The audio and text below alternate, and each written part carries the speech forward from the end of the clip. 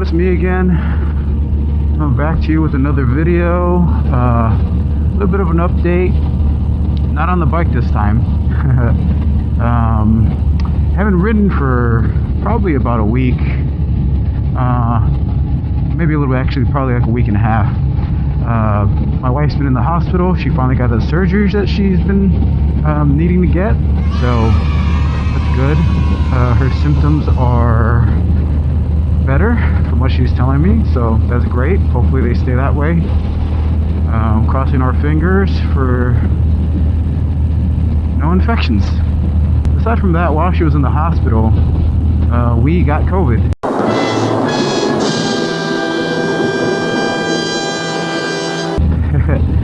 So that's great. I'm actually feeling a lot better than when I first got it. I'd say the first few days were probably the worst, but definitely I think I'm on my way to recovered. Thankfully I was vaccinated, so I think it made it a lot easier on me. If not, who knows how I would have been feeling right now. So I'm glad that I'm actually able to ride my bike and bring you all along for a little mini adventure. I guess you could call this more like a mini review. So the thing I want to review today is something that you can't see right now, but you're going to be able to see in just about 2 seconds.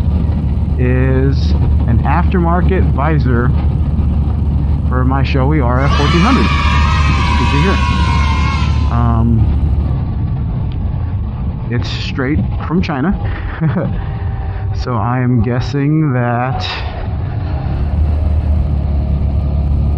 they did as much as they could to copy the actual Shoei design, but not enough to where they get sued. But although the knockoffs from China usually don't really care about getting sued and they just make carbon copies, but this actually looks different. From what I could see, this company's been around for at least since the RF-1200. At least they have visors for that. This is the transition one, so the photochromatic one, which is the one I've been searching for so long. Shoei is still sold out, or still hasn't, brought stock, so I'm not sure what's going on with their manufacturing.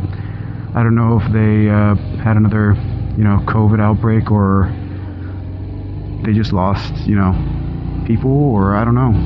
But they haven't brought out stock in quite some time since I've first had this helmet. So yeah, I don't know. It's people have been waiting and waiting.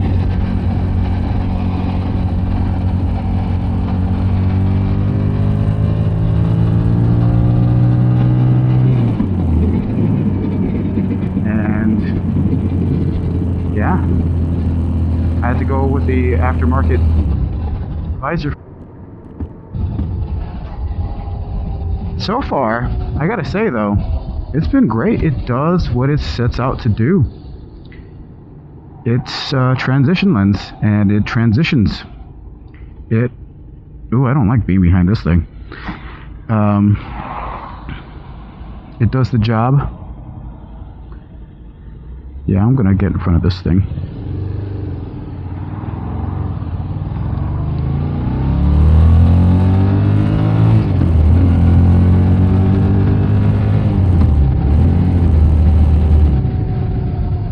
Traffic right now.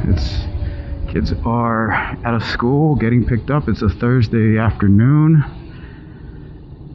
All right, this isn't gonna be fun for me. It's gonna be really hot. But yeah, since Shoei couldn't bring out enough stock, I had to go with the aftermarket route, and so far it's been great.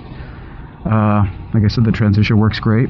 As you can see, it's completely shaded out. The sun's right there, although it's not super bright, it's still behind clouds. It's not really hurting my eyes like it did before. It's also built pretty solidly. It feels very rigid, opposed to the OEM visor that came with the helmet, which felt really, really flimsy and easy to close. Like I would accidentally close it from time to time. This one actually feels like it takes a little bit of effort to close the notches. So I like that. The one drawback is the aftermarket visor doesn't fit the actual OEM pin lock. The pins are too close, and if you try to install it, it has like a little rainbowy effect on the visor because it can't effectively, I guess, stick to the pin lock. So the Evo CW RF-1400 pin lock will not work out of the box with this visor. I got creative. I had an extra pin lock, so I did some arts and crafts and cut into it about 1 or 2 millimeters, and it fits, and it's clear, and no more rainbowy effect, no fog when I talk or when I breathe. So yeah, I can't complain. It sucks that I had to do that, because any other visor I have, I won't be able to use this pin lock anymore, unless I, you know, add some putty or something to it. But yeah, it's working great. The plus is that it was half the price of the actual Shoei transition visor. Where that one's about $210, this one was just $90. And that type of savings to do a little arts and crafts is well worth it for me. I don't mind.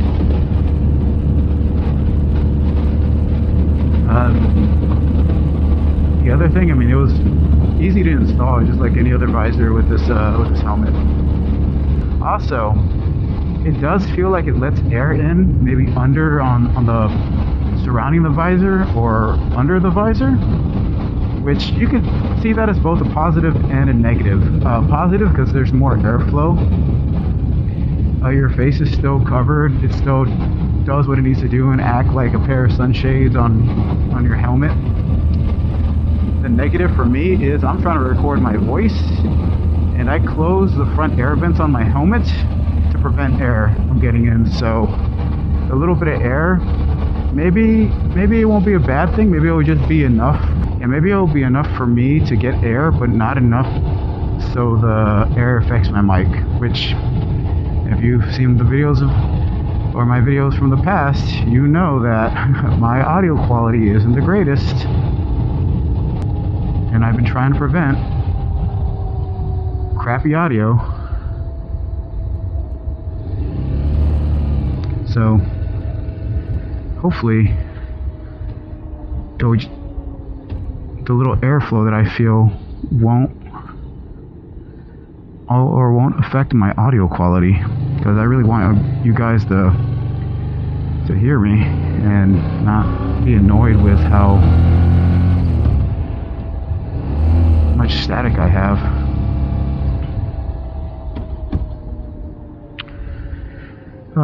What else? Honestly, I think that's it. On a rating of 1 to 5, on an Amazon rating of 1 to 5, I give this a 4. Only reason I'm giving it a 4 is because of the two things I talked about: the pin lock not fitting from the get-go, and the little bit of airflow that I feel. Fitment's not perfect, but it will do the job for now. The price that you pay for this compared to the actual Shoei version of this, I think makes it worth it. And I generally don't go for like knockoff parts or knockoff accessories. I try to get like the best from the manufacturer or a reputable manufacturer. From what I could tell, this manufacturer is relatively unknown and straight from China. So I was a little worried. I was very skeptical at first. I thought I was going to have to get with Amazon and report you know, getting scammed, but no, it showed up. It took a while. It showed up actually early, surprisingly, but it still took a while. When I ordered it to when I actually received it, I think it was about 2.5, 3 weeks, which isn't bad. Straight from China too, so that's not terrible. But still, I was still a little worried. I thought definitely I was gonna get scammed, or just, you know, a clear Shoei OEM visor was gonna show up out of nowhere.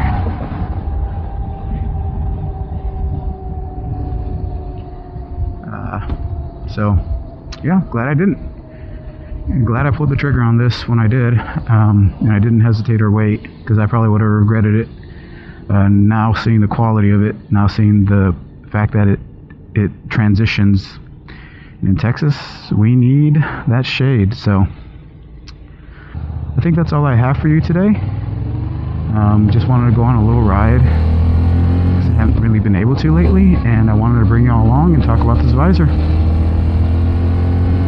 If you have any questions, comments about the visor, my gear, the bike, anything, I'll leave them down below.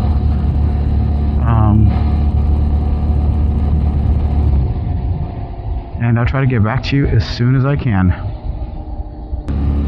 And if you like what you're seeing, do me a favor, hit that like button if you want to keep following me or follow me on my journey. Hit that subscribe button and ring that bell to get notified whenever I bring out a new video. And yeah, I guess I'll see y'all next time. Peace.